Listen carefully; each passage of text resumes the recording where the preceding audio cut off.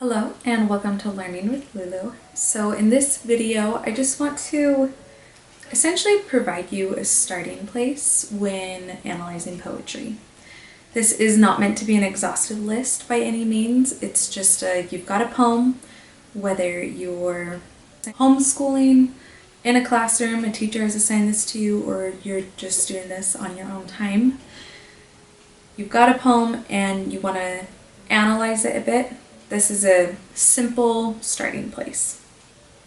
So these are just my tips as a poetry lover myself and as also an educator in beginning to analyze poetry.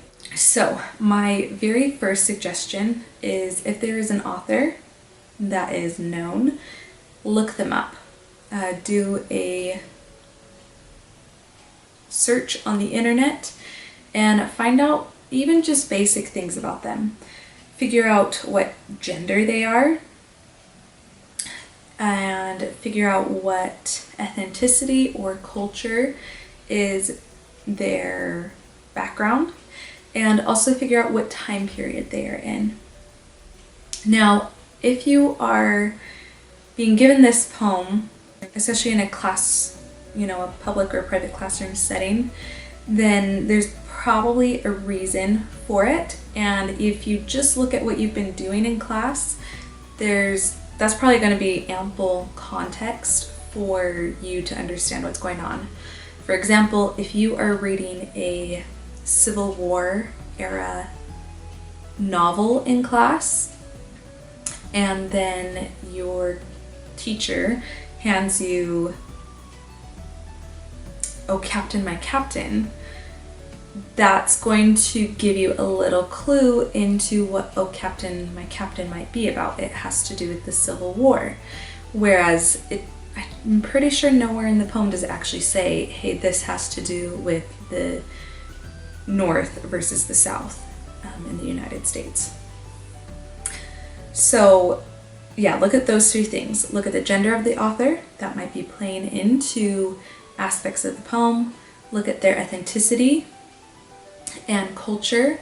An example of this would be the powwow at the end of the world. That plays hugely into that. And then look at the time period. And even just doing these things will help you understand the different contexts of the poem. You look at the careers, which I'm kind of in my head grouping into the culture of the author, and that gives you an insight into what the poem may have to do with. "Oh Basketball" by Kobe Bryant is a vastly different poem than "Oh Captain, My Captain," and "Oh Captain, My Captain" is written by someone who was a Union in the Union Hospital Service, and "Oh Basketball," or an "Ode to Basketball." No, it's just "Oh Basketball." That is written by someone who played basketball professionally. So look at those three things. My next tip is to read the poem out loud. And the reason for this is because poetry, unless it's free verse or another style such as like haiku, which is more about the syllables, poetry often is meant to have repeating sounds and things like alliteration or rhyming at the end of the words. So read it out loud and note on your poem those things that stand out to you. And as you read it out loud, also pay attention to the mood and the tone. And then analysis comes in when you start to ask yourself, okay, why? Why are they using a rhyme here? Why are they using this particular sound to rhyme with repeatedly?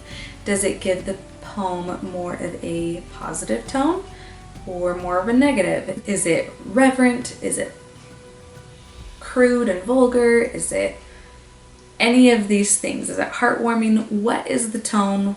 What's the mood that is coming across in the sounds of the poem?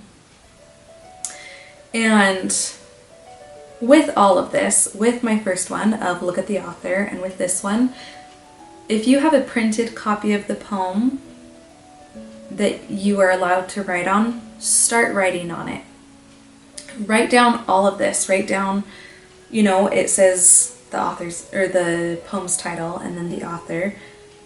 Draw a line from the author's name and write out, okay, they were this gender, they lived in this time period, this was their career, their ethnicity, their culture.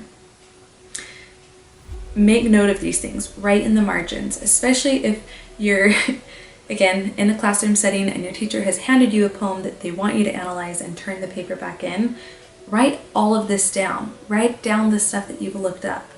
Handing in a paper that looks like you've done some of that basic background research, that's going to be really good. When you are reading the poem out loud and you come across an alliteration and it goes 3 letters in a row start with SSS, circle those little S's. And find a way to mark up the poem. Okay, my next tip is look for biblical or classical references.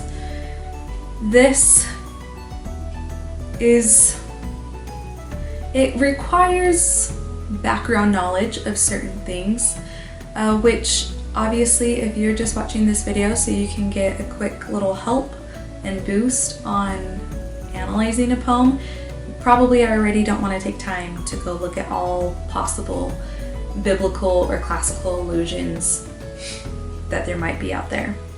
But if you have kind of a basic understanding of like biblical stories like the Adam and Eve Genesis story, just kind of keep your eyes open and your mind open to looking for that in stories. An example of this, I was helping a student analyze a poem once that just started off talking about a beautiful garden and this guy and this girl. Nowhere in it did it say Adam and Eve. But as I was looking through the poem, I realized this is this Genesis poem. It's about Adam and Eve. But nowhere in it does it actually say Adam and Eve. But if you look for that and you see it, you can kind of run with that a little bit. By classical, I mean look for anything referencing Greek or Roman gods, goddesses, and heroes. But also, I would say look for perhaps Egyptian, like ancient history references. An example of this would be in Ozymandias. We're given the name Ozymandias. We have this guy talking about a statue that has this specific name. Just look it up and you'll see, oh, okay, so he's in this sandy desert place. There's a statue, and kind of put together what you already know about ancient Egypt. Big, powerful civilization that, the world still isn't run by pharaohs, so pharaohs are not a thing anymore. And that's a really simple way of looking at Ozymandias. So in essence, if you're being given a name that you don't recognize, it's probably significant.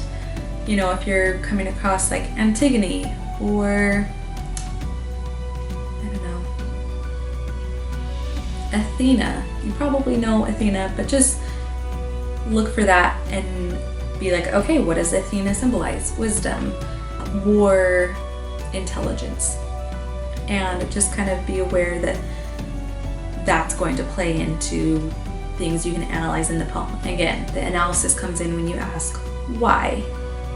And then whatever you guess the why might be, write that on your poem. That's analysis. It doesn't have to be exact, it doesn't have to be right, but if you are taking actual things from the text and asking why and coming up with your thoughts based on the text, That's analysis. And then my last tip for just getting started on analyzing poetry is look for double meaning in words. Again, an example of this, there's a poem, I believe it's called She Walks in Beauty, and it kind of varies talking between different aspects of light and dark, and I want to say that there's one part in it where it references the night. And reading that, especially the first read through, you might just think nighttime. But as you are analyzing it, try and pull out double meanings in as many of the words as you can. Night might be a reference to the time of day. It also is probably a reference to maybe a physical description of the thing or the person that is being referenced.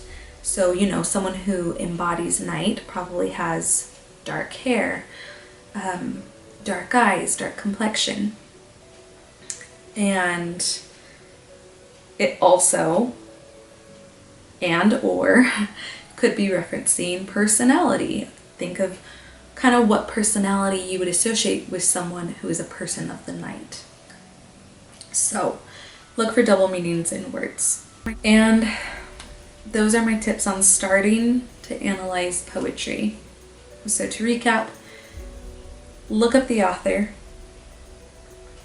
read it out loud,